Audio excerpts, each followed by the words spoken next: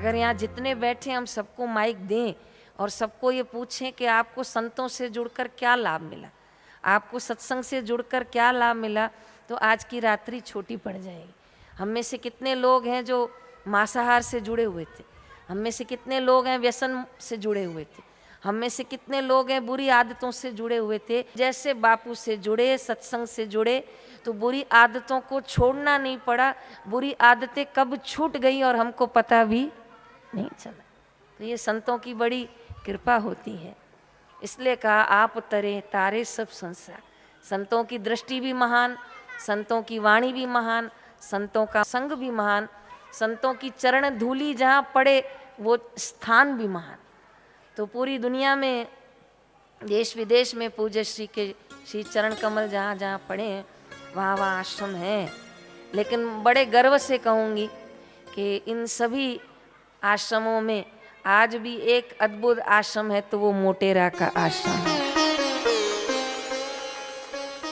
और मोटेरा वालों की तो क्या कथाएं हैं, क्या अनुभव हैं। ऐसे ऐसे अनुभव सुनाते हैं कि रुआंटे खड़े हो जाते हैं कि बापूजी ने हमको भोजन पिरोसा है, बापूजी ने हमारी व्यासपीठ पे शादी करवाई है, बापूजी ने कहा मैं व्यासपीठ पे बैठा हूँ, परिक्रमा कर लो, हो गई शादी, और बापू ने ही मंत्र उच्चारण किए हैं।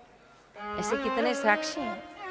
यहाँ जिन्होंने आयोजन करवाया, दुर्गा दादी के परिवार से भी बता रहे थे कि दादी के जब पति गुजर गए थे तो दादी डिप्रेशन में चली गई थी, कुछ याद नहीं रहता, कुछ खाती नहीं, बस तनाव में पड़ी रहती थी।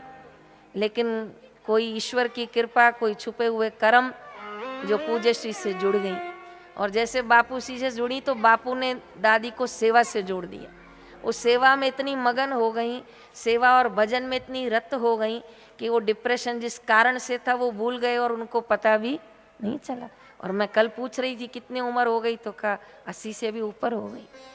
तो कहाँ तो तनाव उनको घेर कर बैठा था, कहाँ तो उनको लग रहा था मेरे पति मर गए तो मैं भी मर जाऊं। आप कभी पेपर खोल के देखो कितने प्रसंग सुनने में आते हैं। लेकिन ये संतों की कृपा है जो जीवन को संत निर्मल बनाते हैं, संत जीवन को सहज बनाते हैं।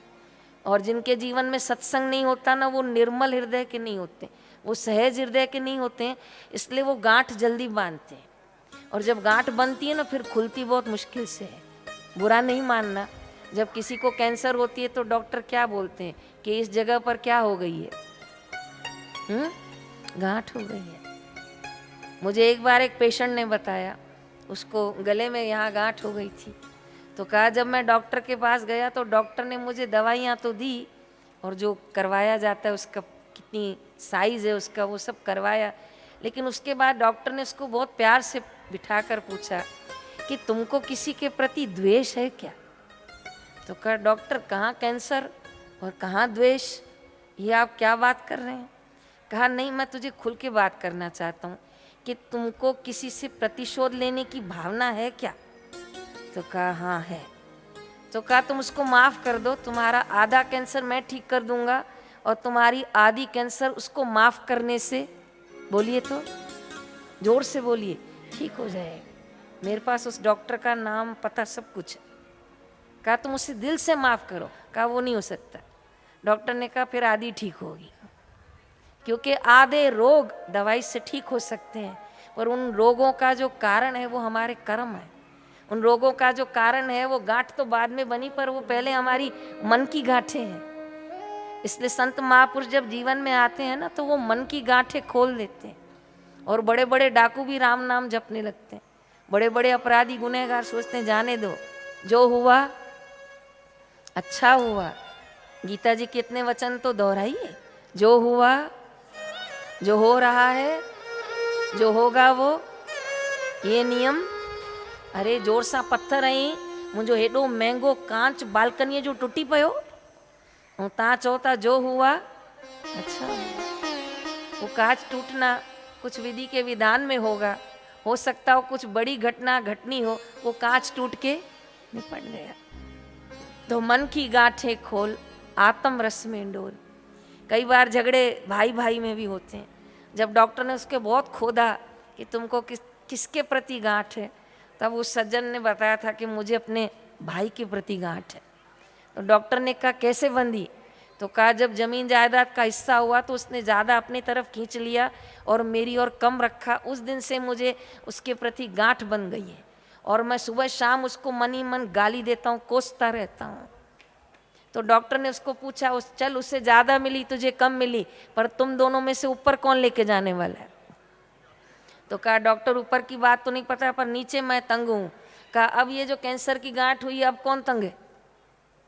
तो कहा अभी मैं ही तंग हूँ। तो कहा इससे अच्छा उसको छोड़ दे।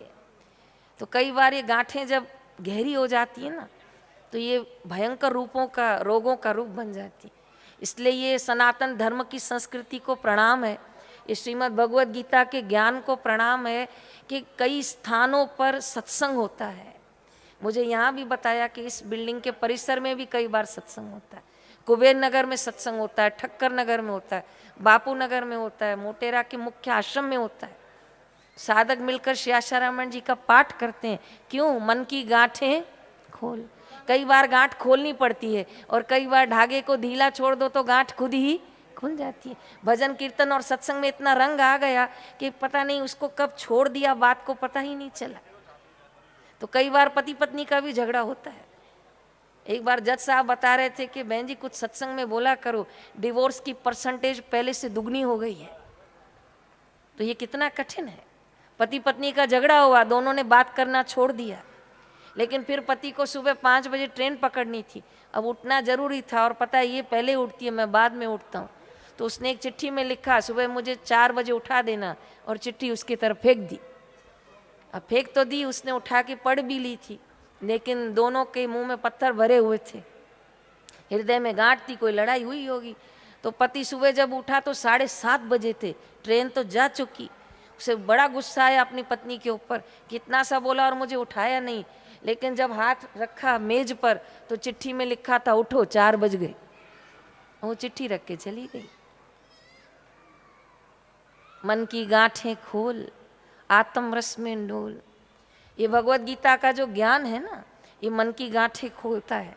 लेकिन संतों का बड़ा उपकार और एहसान है कि संत इसे सहज करके बताते हैं। ये मोबाइल जब से आया ना, लोग दाएं बाएं देखना भूल गए हैं।